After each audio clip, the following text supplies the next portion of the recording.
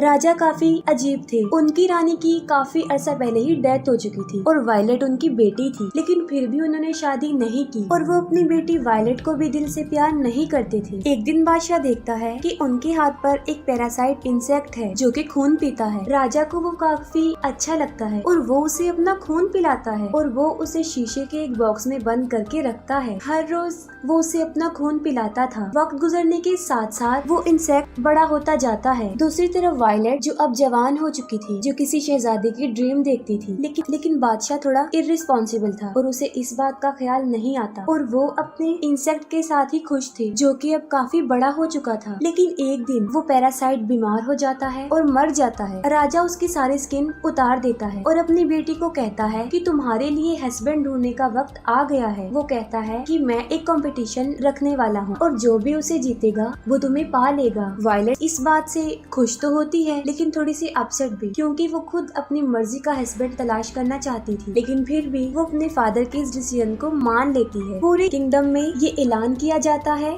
और राजा अपने महल में वो स्किन लटका देता है और जो भी बताएगा कि ये किसकी स्किन है तो वो जीत जाएगा। बहुत से लोग उसके लिए ट्राई तो करते हैं लेकिन कोई भी प्रॉपर आंसर नहीं दे पाता, क्योंकि आमतौर पर वो इंसेक्ट इतना बड़ा नहीं होता। फिर महल में एक बदसूरत इंसान आ जाए कि कोई भी उसे देखकर डर जाए और वो भी इस कंपटीशन में हिस्सा लेना चाहता था और राजा आखिरकार उसे भी परमिशन दे देता है और वो जानवर जैसा दिखने वाला आदमी सिर्फ स्किन सूंघ कर ही बता देता है कि ये किस इंसेक्ट की स्किन है, जिससे वायलेट और राजा भी हैरान हो जाते हैं। वायलेट जो कि बुरी तरह डर भी जाती है और वो रोते हुए महल की छत पर आ जाती है और वो सुसाइड करने लगती है, लेकिन राजा उसे समझाता है मैं अपनी जुबान से नहीं फिरता और अब यही तुम्हारी फेट है, इसे एक्सेप्ट करो। वायलेट अपने फादर को काफी कहती है कि आप किस तरह के बाप हैं, एक बदसूरत इंसान को अपनी बेटी दे रहे हैं, और कहती है कि मैं एक शहजादी हूँ, लेकिन मजबूरन राजा उस बदसूरत को शहजादी दे देते हैं। वो जबरदस्ती रानी को दूर पहाड़ों में ले जाता है और वायलेट काफी दिनों तक रोती रहती है।